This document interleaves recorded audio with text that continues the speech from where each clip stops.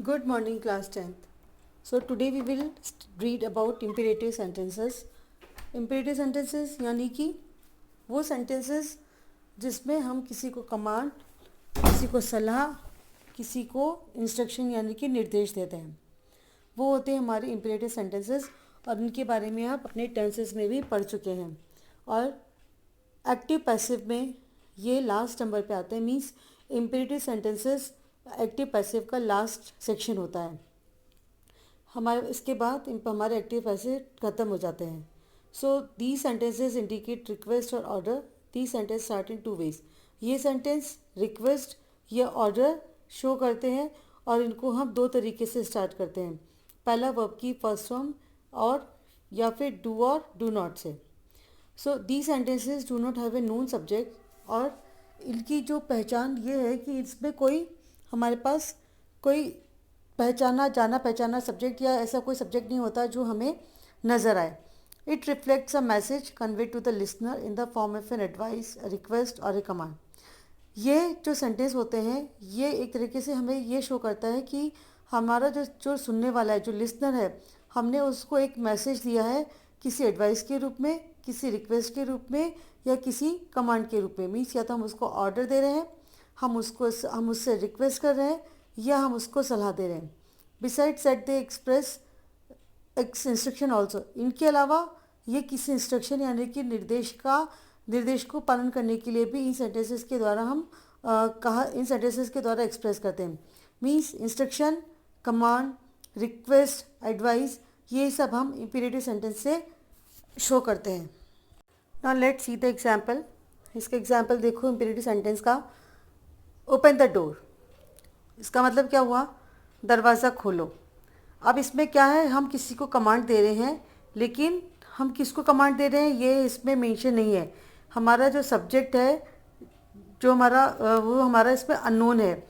जो हमारा मतलब जिसको हम कमांड दे रहे हैं वो हमारा अननोन है, हम उसके बारे में कुछ भी नहीं जानते। तो इसका सीधे सा मतलब ये है कि जो हम जिसको ये बात कह रहे हैं, जो हमारा लिसनर है, हम उसको ये कमांड दे रहे हैं। तो जब इस तरीके का कोई सेंटेंस होता है तो हम उसको लेट से भी शुरू कर सकते हैं। सो लेट हमारा जो सब्जेक्ट है द डोर, वो हमारा ऑब्जेक्ट हो जाएगा लेट द डोर। उसके बाद लग जाएगा बी और वर्ब की थर्ड फॉर्म हो जाएगी open. Let the door be open. अब है डू इट एट वंस। जैसे हमने लिखा कि डू से भी हम इसको स्टार्ट करते हैं, तो इसको भी हम लेट से शुरू करेंगे। लेट इट बी, जैसे कि हमने पहले पढ़ा कि जो हमारा सब्जेक्ट है, जो उसके बाद हमें बी लगाना ही लगाना है। तो इट यहाँ पर आप मान के चलिए कि आपका सब्जेक्ट है, तो यहाँ पर हो गया बी, फिर डू की थर्ड फॉर्म हो जाएगी डन, तो ये हो जाएगा लेट इट बी डन, और एट वंस बाकी रह जाएगा, तो वो हमारा लास्ट पे ऐड हो जाएगा। तो let it be done at once, इसको आप तुरंत करें। ये टाइम एडवर्ब है, ये कोई हमारा कोई सब्जेक्ट या कोई ऑब्जेक्ट नहीं है, ये टाइम एडवर्ब है जो हमेशा लास्ट में ही लिखा जाता है। अब देखो मैंने एक नोट लिखा है, an imperative sentence in the passive voice has the following form. जो भी सेंटेंस इम्पीरेटिव सेंटेंस होता है जिसकी हम पैसिव वॉइस बनाते हैं, वो इस तरीके से बनता है। Let plus object plus be plus past participle यानी कि वर्ब की थर्ड फॉर्म। तो अभी हमने जो ऊपर सेंटेंस पढ़ा उससे आपको क्लियर हो जाएगा कि जो हमारा फॉर्मूला है वो क्या है। लेट आ गया, डोर जो पहले हमारा सब्जेक्ट था, जो पहले ऑब्जेक्ट था वो सब्जेक्ट बन गया। उसके बाद बी आ गया, उसके बाद वर्ब की थर्ड फॉर्म आ गई। So let the door be open, दरवाज़ा खोल देना चाहिए, इसको तुरंत प्रभाव से करो। तो ये जब हम सेंटेंस पढ़ते हैं तो इसको पढ़ के हमें समझ में आता है कि हमको कोई कमांड दे रहा है। तो ये हो गया हमारे वो सेंटेंस है जिसपे हम किसी को कमांड देते हैं। अब है when the active voice is in the negative the passive voice take in the form. यानी कि ये तो था जो पहले पढ़ा, वो तो था हमारा अफर्मेटिव। अब हमें अगर नेगेटिव में किसी सेंटेंस को जो इम्पेरेटिव में है, मतलब वो सेंटेंस जो जिसपे किसी रिक्वेस्ट, ऑर्डर या एडवाइस को अगर हम शो कर रहे हैं और उसको हम अगर वो सेंटेंस हमारा नेगेटिव में है तो हम उसको कैसे बनाएंगे? Let plus object plus not plus be then verb की थर्ड फॉर्म। पास्ट पार्टिसिपल का मतलब होता है वर्ब की थर्ड फॉर्म। जैसे एग्जाम्पल है do not beat the dog, तो ये एग्जाम्पल कैसे बनेगा आपका? लेट से शुरू हो जाएगा, प्लस ऑब्जेक्ट क्या है द डॉग, फिर लग जाएगा नॉट, फिर उसके बाद लगेगा पी, ओ beaten, let the dog not be beaten. अब इसका नेक्स्ट है वो सेंटेंस जिसमें हमारे को डू का यूज़ नहीं करते हैं। मीन्स कि जब भी हम इम्पेरेटिव सेंटेंस को स्टार्ट करते हैं तो उसमें हम डू का यूज़ नहीं करते हैं, मतलब पैसिव बनाते समय हम डू का यूज़ नहीं करते हैं। तो अब हमारे पास कोई सब्जेक्ट तो है ही नहीं, तो हम इसका मतलब क्या करेंगे, हम उसको यूज़ से स्टार्ट करेंगे। मैंने लिखा भी है, we can begin the passive sentences with you when the object of the active voice is not mention. Means कि जब एक्टिव वॉइस में कोई सब्जेक्ट मेंशन नहीं कर रखा है तो आप अपना पैसिव सेंटेंस हमेशा यू से शुरू करेंगे।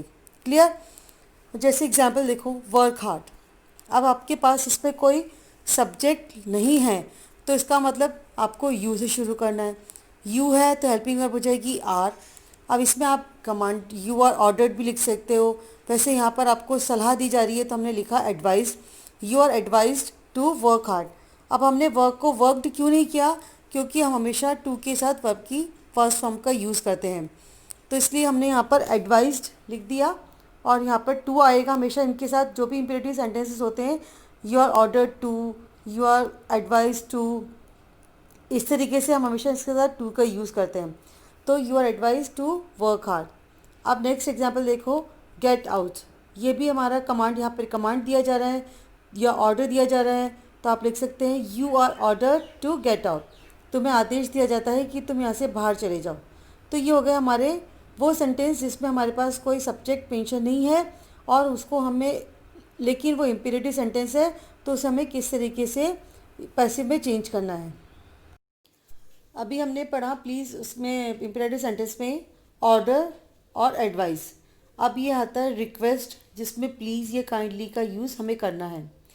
तो these type of sentences start with please और kindly in active voice, and while making passive voice use you are requested in place of please और kindly and the remaining rules are same।